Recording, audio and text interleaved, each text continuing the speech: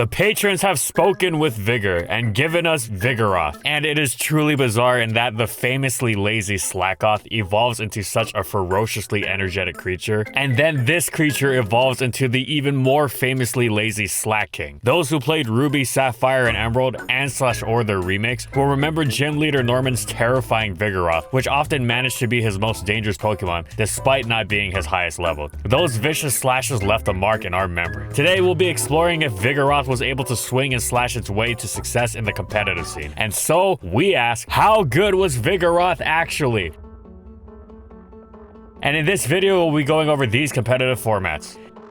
Theoretically, Vigoroth had a lot of potential in the NU tier of its debut generation. Its stats, most notably its great speed and good attack, seemed to fit in perfectly with the metagame's generally low power level, allowing it to utilize its deep move pool in a variety of roles. It could sweep late game in multiple guises, it could take the gradual approach through its specially defensive bulk up set that packed the wonderful trait of Slackoth's instant recovery, or it could snatch a win at a moment's notice with its 1 HP Slackberry set that smashed the opponent with both flail and reversal. Its special defense bulk up set was also quite an effective response to Haunter, providing its team with valuable defensive utility. Alternatively, Vigoroth could act as a ferocious mid-game wallbreaker with either a choice band or sub punch set, and the sub punch set itself had variety to it. It could either go the traditional leftovers route, or it could combine sub punching with a Slackberry and flail for a multi-pronged, adaptable offensive attack. Vigoroth could even act as an effective lead, putting its speed to use alongside another great move, Taunt, to shut down early Spike's attempts from one of the most popular leads, Glalie. Outside of the lead slot, it was still a naturally effective offensive Pokemon and could potentially dip deeper into its move pool still, with Encore standing out as a particularly obnoxious annoyance to opposing stall teams. So with all these boons going for it, surely Vigoroth was one of the best, most popular, and defining Pokemon in Gen 3 NU, right? Well, not exactly. Don't get us wrong, Vigoroth was certainly quite a decent Pokemon, but it was also severely flawed, which prevented it from seeing consistent usage. Its primary drawback was its combination of bulk and typing. Its bulk wasn't outright bad, but Vigoroth was also completely lacking in resistances by virtue of its normal typing, and it wasn't nearly bulky enough to reliably take neutral hits. As such, it struggled to find opportunities to not just hit the field, but to dish out its offense as well, because its secondary drawback was that it wasn't that strong unless it equipped a choice band, in which case it became heavily prediction reliant and completely neutralized by Protect. Additionally, Vigoroth was completely shut down by Sableye and heavily annoyed by other popular normal resistant Pokemon. Of course, in spite of these flaws, Vigoroth was still a good Pokemon as a result of its aforementioned good points, which led to see decent usage. While it wasn't the most consistent choice, its flail sets were among the tier's most explosive offensive options, capable of completely dominating an endgame. So all in all, Vigoroth had a decent place in Generation 3 NU.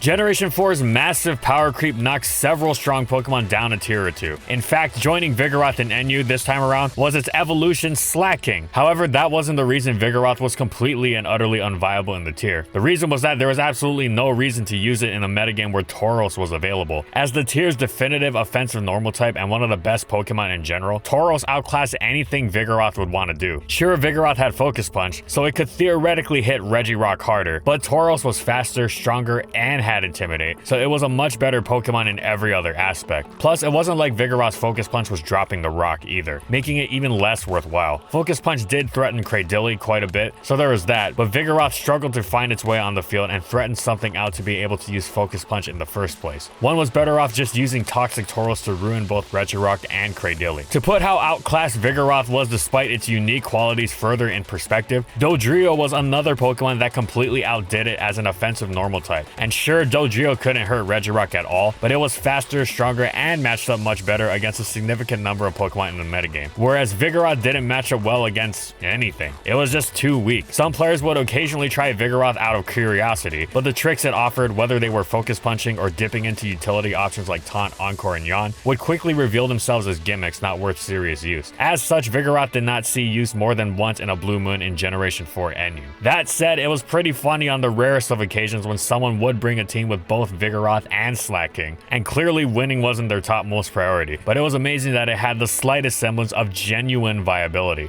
Generation 5's addition of Eviolite provided Vigoroth with new potential as a bulky Pokemon in NU. It was never going to match the offensive output of Tauros as well as other powerful normal types who joined the tier's ranks such as Kangaskhan and Swallow, but it could potentially carve out a unique defensive role for itself. Vigoroth utilized a specially defensive spread to maximize this newfound bulk in the face of neutral attacks and compensated for its lack of offensive output with Toxic, ruining Pokemon like Golurk, Mandibuzz, Alomomola, and Regirock that would otherwise wall it. It also made effective use of Taunt to further shut down these slow, bulky Pokemon, preventing them from utilizing their utility options. Alternatively, Vigoroth could trade in Toxic for Bulk Up, giving it sweeping potential if paired with a Pursuit Trapper for Ghost types, such as the excellent Skuntank. Of course, regardless of Toxic or Bulk Up, Eviolite Vigoroth was a highly flawed defensive Pokemon. Its inability to accrue passive healing through leftovers left it highly exploitable, as it was constantly forced to spend a turn using Slack Off to offset damage sustained through even weaker hits in conjunction with Entry Hazard. This also made it less effective as an answer to offensive Pokemon, and given how many of the tier staples it already struggled with, such as its many fighting types, Vigoroth just wasn't worth it most of the time. If one really wanted a defensive normal type, they could use bulky Kangaskhan, who could hold leftovers and pass enormous wishes, as well as possessing another great healing tactic in Early Bird Rest. But Kanga, like other normal types, was best in offensive roles. Vigoroth at least had a niche in the tier, and it certainly was an interesting one, even if its effectiveness and consistency were limited. Vigoroth didn't have the usage to be a true NU Pokemon, but given its status as a non-fully evolved Pokemon, it did not need to worry about being ranked as untiered. Plus, if it had another better distinction to treasure, though it wasn't too viable in NU, Vigoroth was, for the first time, far more viable in the tier than its evolution Slaking, who fell to untiered. And for that reason alone, Vigoroth could consider Generation 5 a success.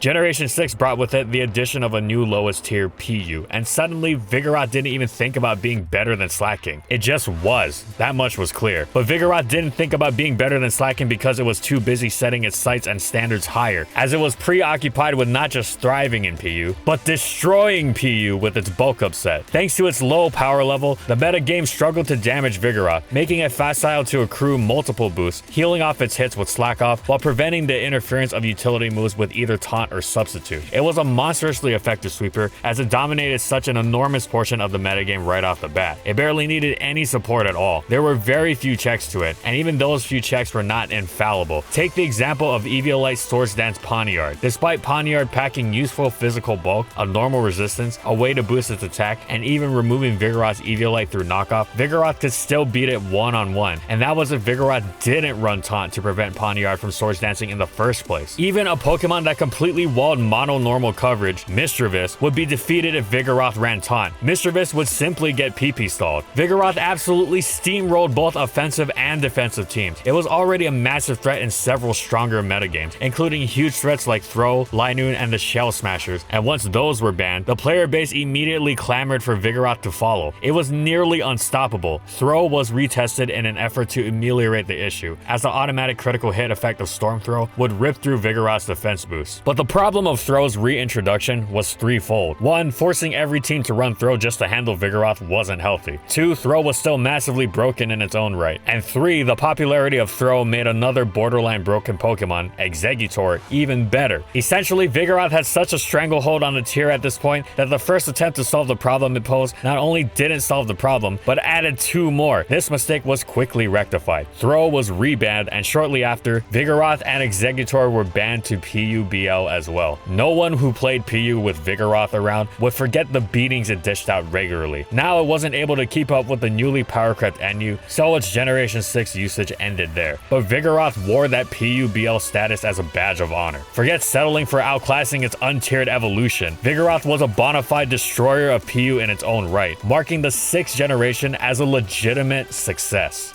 Sadly, PU underwent enormous power creep in Generation 7, making the tier unrecognizable, and pretty much all of these new additions were hostile to Vigoroth in some way, as it couldn't get anything going against the far faster, stronger, bulkier, wilier metagame. Just about everything packed a tool or two to disrupt Vigoroth in some form, giving it almost no opportunity to set up, let alone sweep. Fortunately, its not fully evolved status meant it didn't fall to untiered, and it was able to watch from the sidelines in peace.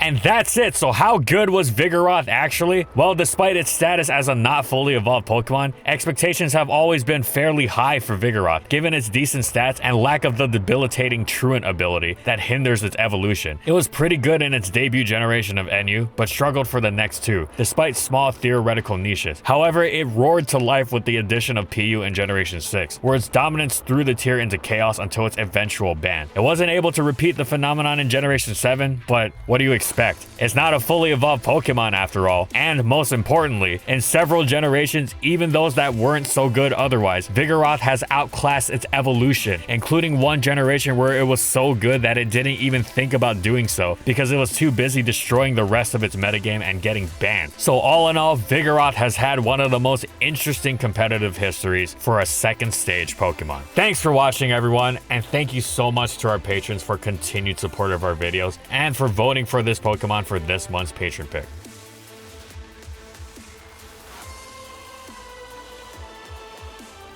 And as always, if you liked the video and you want to see more, be sure to subscribe to False Swipe Gaming for more weekly Pokemon content. And in the comments, I want to know, what do you think about competitive Vigoroth? How would you buff it so that it at least comes back to PU? Whatever it is, let me know in the comments. And follow my crew on these social media platforms. And that's all I got. See you next time, everyone.